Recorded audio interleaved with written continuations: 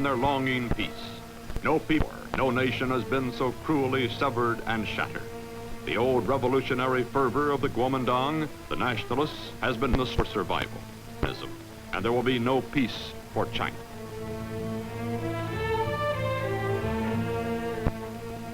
China, August 1945. The defeat of the common enemy, Japan, finds key areas of China held firmly by the communists, while the Russians, who sign a treaty of friendship and alliance with Chiang Kai-Shek, occupy Manchuria. For the moment, Chiang, in his 59th year, is the symbol of victory, still a highly revered figure to most of his half-billion people. While the nation's economic and financial potential are good, politically and socially, the years of strife have left their erosive mark on all classes. Chiang's task, to unite China all over again.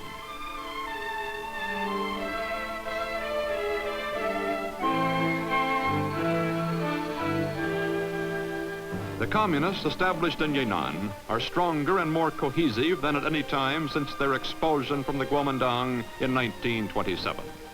Their leader, Mao Zedong, cleverly propounds the dynamic of agrarian reform, soft pedals his ultimate goal, a communist dictatorship. Unlike the scattered and divided nationalists, the communists have a single propulsive mission, to win China by dominating the countryside. Their big chance comes at once. Insisting they have as much right as the nationalists to act for China, the communists move swiftly in taking over former Japanese-controlled areas. The United States, while supporting the nationalists as the legitimate government, urges a compromise.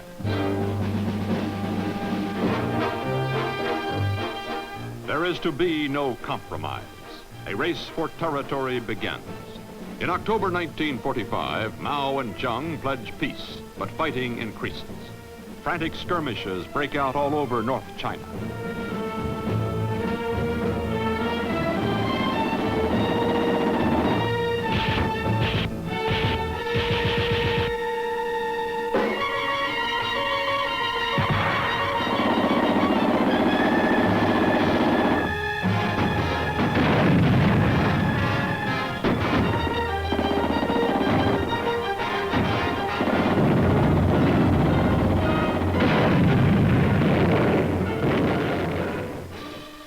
In December, General George C. Marshall is sent by President Truman to help bring about a unified, peaceful, and democratic China. The U.S. stands ready to aid Chiang, but only if he institutes long-promised political and economic reforms. By continuing to urge a deal with the communists, while formally backing the nationalists, America places itself on the horns of its own dilemma. Marshall quickly arranges a ceasefire with Communist Zhou Enlai and Chang Cun for the Guomingdang. The Guomingdang also offers a political agreement paving the way for a constitutional coalition government pledged to civil rights and other reforms. The communists accept in principle, and the Americans agree to help supervise the military peace and reconstruction. Peace seems to have come to China at last. At Yunnan, their mountain capital, the communists keep busy, summoning peasant recruits, teaching them communist methods and doctrine. In 3 years, the party has grown 14-fold to over 1 million members, is second in size, if not in sophistication, to Russia's. Through trained cadres, its impact is spread over 250,000 square miles. Land reform has been promised by the Guomingdang for a decade, but the communists put it into practice, crudely and violently. Land is simply seized from the landlords and given to the peasants. Landlords are denounced at staged public trials. Thousands are then shot. 这要是这样，外国是这的村子，你在村里当帮长，你报告了我，怎么当然走到了我，要花钱得抓那么大算。领导，你当着外国军，你告我何为兄弟些，这都是你干的好事情。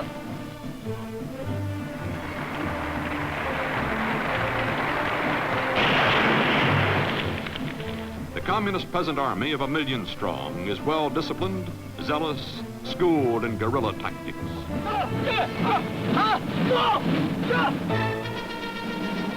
The nationalist forces number 3 million men, amply armed, confident of more American support. By mid-1946, the tenuous truce arranged by General Marshall breaks down as mutual political mistrust, followed by renewed shooting, first in Manchuria, then in North China, ignites a full-scale civil war.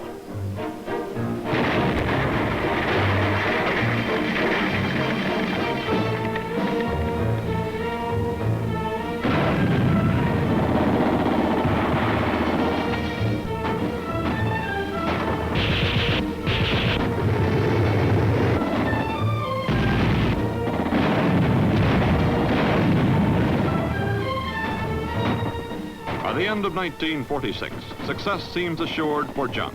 Everywhere but in Manchuria, the Nationalists seem to be gaining ground.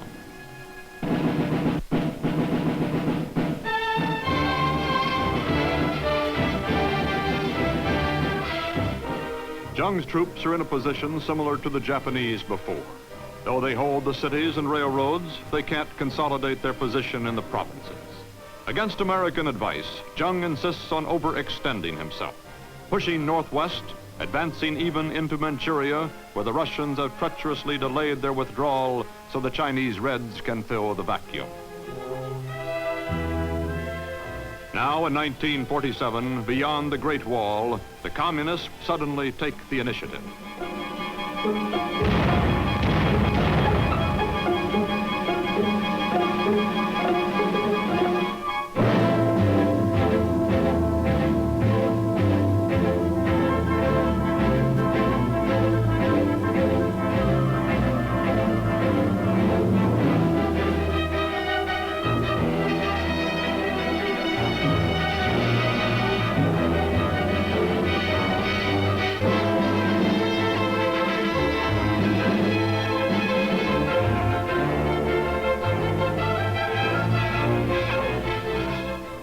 Strengthened by fresh native troops and by captured Guomingdang as well as Japanese arms, sever the railroad lines and cut off Guomingdang supplies.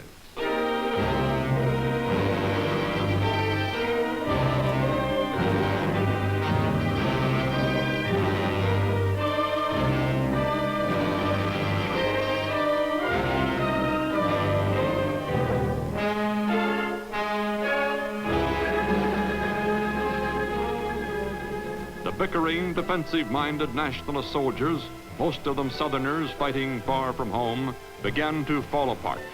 Companies, regiments, and then whole divisions surrender to the Reds. The tide of war has turned.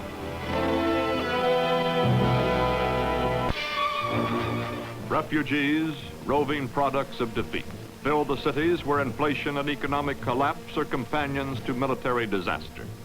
Prices rise fantastically as more and more money is printed to compensate for the loss of Manchuria's industrial wealth and the cost of continued fighting. The Chinese dollar soars from a rate of 2,000 to 1 American dollar in 1946 to 45,000 to 1 in August 1947, eventually reaching 300,000, then 6 million to 1. The rising discontent and breakdown of society are expressed by nationwide student rebellions for peace and political reform. They blame America for continuance of the war, although U.S. aid has dwindled since the departure of General Marshall from China. Government hopes for more American aid rise as General Albert C. Wedemeyer, stoutly pro-Zheng, arrives on a fact-finding mission. The General's secret report to Washington, suppressed, some later insist, will emphasize the Red danger and recommend more military and economic aid. But he publicly tells the Chinese to introduce drastic reforms at once and adds, promises will no longer suffice. Performance is absolutely necessary. Military force in itself will not eliminate communism. On Christmas Day, 1947, Mao Zedong announces the offensive he calls a turning point in history. All hopes of negotiation are finished. The battle cry is, get to Nanking and capture Chiang Kai-Shek alive.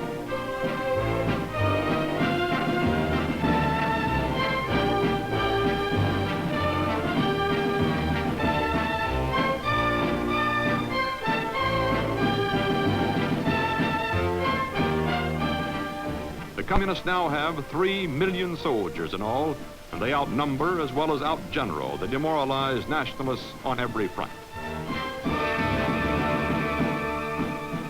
Political commissars and propagandists accompany the red columns and encourage the enemy to surrender his futile cause. Many soldiers do, and those that don't will be destroyed in their pillboxes and behind their moats.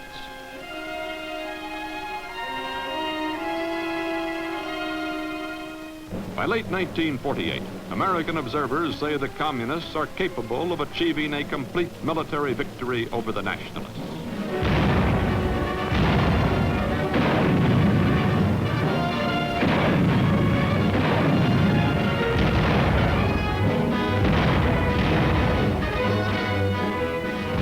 Striking toward Zheng's capital of Nanking, the Reds attacked the nationalist stronghold at Suzhou, 180 miles away.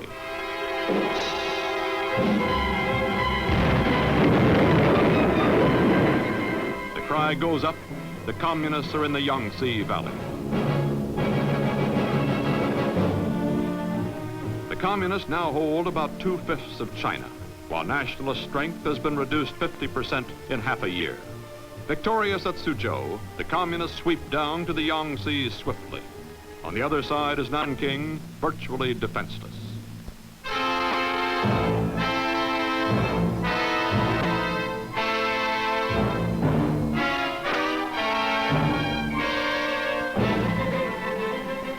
April 20th, 1949. On wooden boats, junks, and rafts, 1 million men began to cross the great Yangtze River.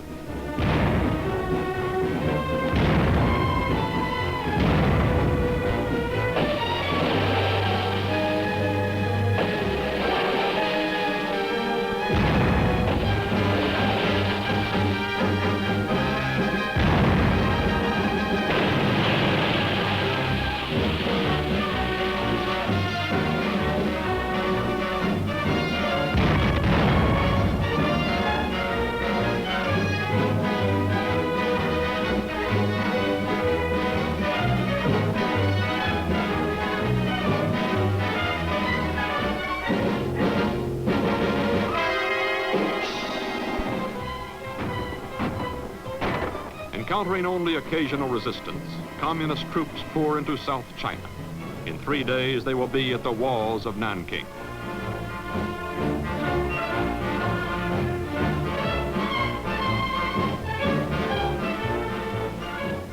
Red soldiers rush to occupy the palace of Chiang Kai-Shek, but Zheng has fled south.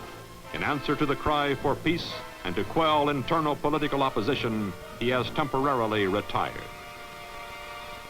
As Guomingdang, China disintegrates, refugees from Nanking and other cities in the plains flee south to Shanghai. Zheng has appealed to America for more military aid, although he has received more than $2 billion since VJ Day. But it is too late to stop the communist tide.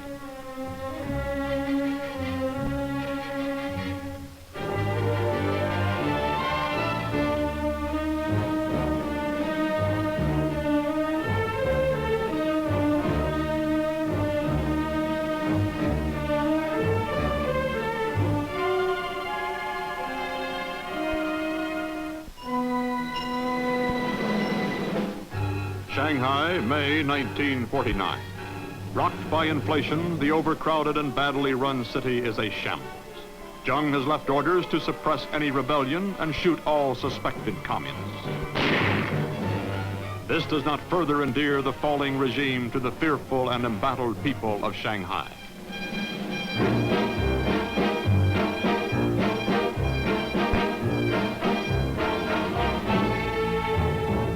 American and British families are sent home. Some foreign businessmen who choose to remain in the belief that the communists cannot be worse to deal with than the Guomingdang will learn otherwise, will suffer confiscation of their businesses and imprisonment. As the ships sail, the Reds are approaching the city's gates.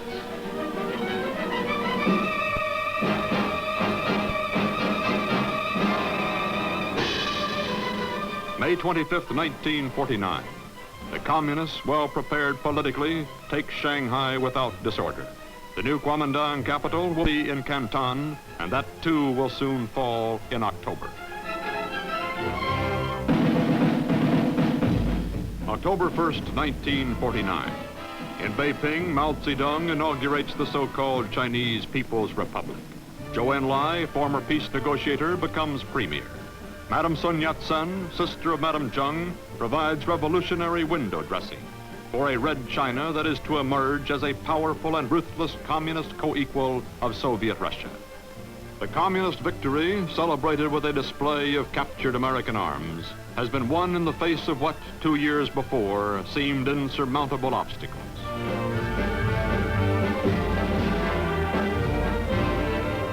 In December 1949, Chiang Kai-Shek and the nationalist government flee to the independent island of Formosa, 100 miles from the China mainland.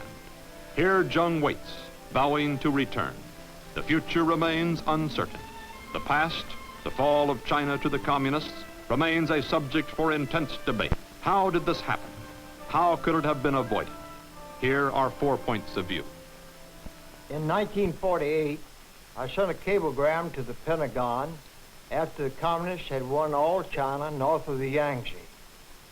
I reported that it was extremely doubtful that the nationalist government could muster sufficient popular support and manpower in South China to rebuild its forces, even if time permitted. The defeat of the nationalists was inevitable. The communists had captured huge amounts of nationalist arms and ammunition. Chiang Kai-Shek's troops seemed inherently unable to destroy anything of value as they retreated. Also, in many cases, the Generalissimo kept his old army comrades in positions of high responsibility, regardless of their qualifications. They were appointed on the basis of proven loyalty rather than ability. The communists, being Chinese themselves, might have been expected to suffer from these faulty nationalist traits. To a certain extent they did, but they subordinated them and made their ideology of communism a fetish. Through total mobilization in their areas, propaganda, and the use of political commissars, they maintained loyalty to the established order. Their leaders were men of proven ability who invariably out-generaled Chiang Kai-Shek's commanders. Unlike the nationalists, the morale and fighting spirit of communist troops were high. They were winning, and they knew it. During and immediately after World War II, there was ample evidence proving the communist determination to extend their ruthless powers and to dominate the world. Yet Roosevelt and Churchill at Tehran and Yalta yielded the political and psychological initiative to Stalin. China was betrayed and her sovereignty over Manchuria secretly undermined. After 8 years of fighting, China was war-weary and practically prostrate. But in lieu of our traditional friend, official Washington shortly after the war adopted a hands-off policy. However, in 1947, there yet remained sufficient time and opportunity to stem the tide of communism in the Far East. To accomplish this, I recommended to President Truman that military and economic aid be extended at once to China in order to bolster her military strength and restore her economic stability. Further, that a United Nations guardianship over Manchuria and Korea be established until the undisputed control over those areas could be exercised by the recognized governments of China and Korea. These steps would have established an effective bulwark between the communists to the north and the Free Chinese to the south. In lieu of these recommendations, the United States policy of let the dust settle was continued, permitting nationalist China to become an easy victim of communist propaganda, subversion, and finally, military conquest. It is not true that the nationalist government fell because of corruption. Corruption there was among officials, but Chiang Kai-Shek himself was not actually corrupt.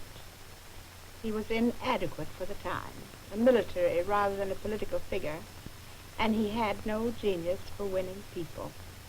The government fell as a result of events in history. A greater man, a more winning personality, a stronger political sense might have made it possible for Chiang Kai-Shek to continue leadership. The man was not big enough for the times. That's why I don't believe that we Americans could have done anything to save his government. The Chinese are a superb people, highly intelligent, original, and individualistic. They make wonderful friends and fearful enemies. They are without doubt the rising people of the world. They will shape communism to suit themselves and will, of course, be shaped by it. It's deplorable and dangerous that they have been isolated in these formative years of revolution and confined to communist countries. This has been the mistake of all time so far as the West is concerned. Chiang Kai-Shek, of all the world's statesmen, was to perceive the treachery of the communists. He was the first to fight them. A few years ago, he was exalted for the courage and the tenacity of the fight he waged. Now, he is pilloried. Times have changed, but the man has not changed. Russia will never know one day of peace in China. Russia will never own China. China will remain free. The controversy over China still rages. Few will dispute, however, that the loss of mainland China